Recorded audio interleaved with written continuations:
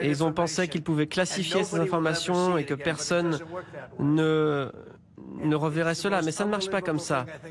C'est quelque chose vraiment d'incroyable. Donc vous devriez vous intéresser à ce sujet et arrêter de parler d'ineptie, car c'est du jamais vu dans l'histoire de notre pays. Et bien sûr, ça a impacté également l'élection de 2020 qui était truquée. Et parce que l'élection était truquée, nous avons des millions de personnes dans notre pays. Nous avions l'inflation, maintenant nous avons résolu ce problème-là. Mais vous aviez des millions de personnes qui sont rentrées dans notre pays, des personnes qui n'auraient jamais dû y être, des gens venus de prison, d'asile psychiatrique, des gens dont on ne veut pas dans notre pays, des gens qu'on essaye maintenant de faire sortir, des gens dangereux. Plus de 11 000 meurtriers, 50% de ces meurtriers avaient tué plus d'une personne.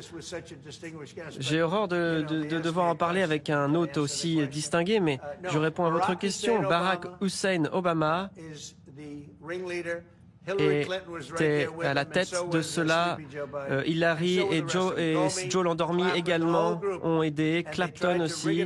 Ils ont essayé de truquer une élection et ils ont été pris la main dans le sac. Et ensuite, ils ont truqué l'élection en 2020. Et j'avais gagné cette élection de très loin. Et ensuite, j'ai gagné une troisième fois l'élection. C'était un raz-de-marée. J'ai gagné le vote populaire. Mais j'avais gagné aussi en 2020. Regardez les dégâts qui ont été causés. Is the ammunition hub that the U.S. plans to build in Subic and the Luzon corridor, considering that these will be built in areas that hosts strategic ports as well as military air bases. Vous me parlez de munitions, c'est ça? Oui, le Congrès a approuvé au budget.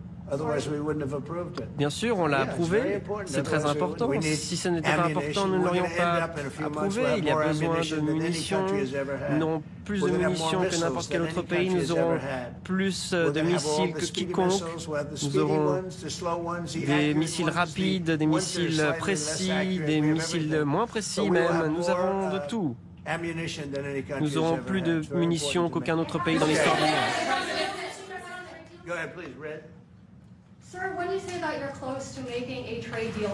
Quand vous parlez d'accord commercial,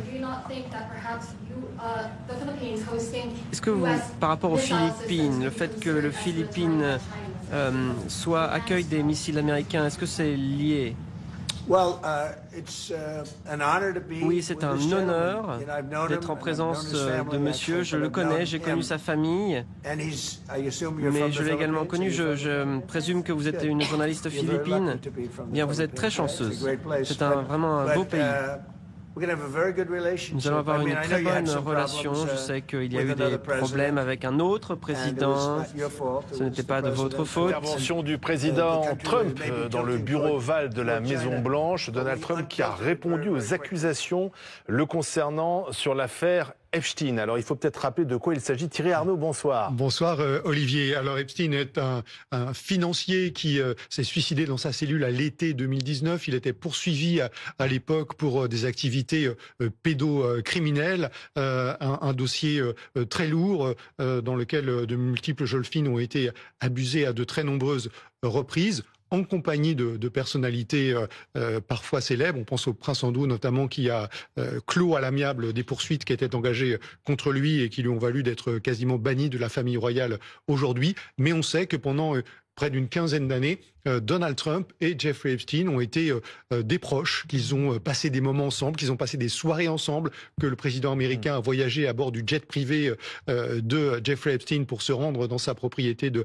Floride en particulier. Et tout ça est venu alimenter des soupçons sur ses éventuelles participations à ces activités pédocriminelles. Et dernièrement, l'affaire a été relancée concernant Donald Trump. Et l'affaire a été relancée, pourquoi? Parce que pendant la campagne, il a été promis que tous les documents relatifs à cette affaire seraient publiés. Et début juillet, le ministère de la Justice du gouvernement de Donald Trump a annoncé que finalement, on renonçait à publier le moindre document parce qu'il n'y avait rien à trouver dedans et parce qu'il n'y avait pas poursuite supplémentaire à engager vis-à-vis de qui que ce soit. Et l'annonce que on abandonnait ce dossier et qu'on le laissait de côté complètement a provoqué une réaction d'incompréhension et d'hostilité d'une partie du camp de Donald Trump, de la sphère MAGA, si vous voulez, des militants les plus actifs sur ces réseaux sociaux, de toute cette galaxie de médias sur YouTube et ailleurs, de podcasts, les Benny Johnson, les Rogan, tous ces gens-là qui habituellement soutiennent Donald Trump de manière dithyrambique. Ils ont manifesté leur incompréhension, ils ont demandé à ce que ces documents soient publiés et ça a mis Donald Trump en difficulté.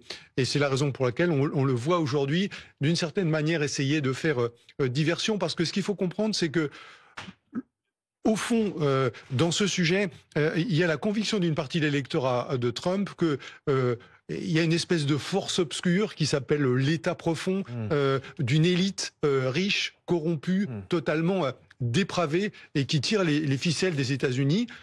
Jeffrey Epstein, c'était l'incarnation de cette État profond et de cette élite dépravée. Il s'est suicidé en prison, comme je vous le disais, effectivement, à l'été 2019. Et Donald Trump devait être le rempart, en fait, et devait être celui qui faisait toute la transparence sur ces espèces de complots de cette élite dépravée. Alors lui, il parle de chasse aux sorcières, et puis il accuse surtout les démocrates.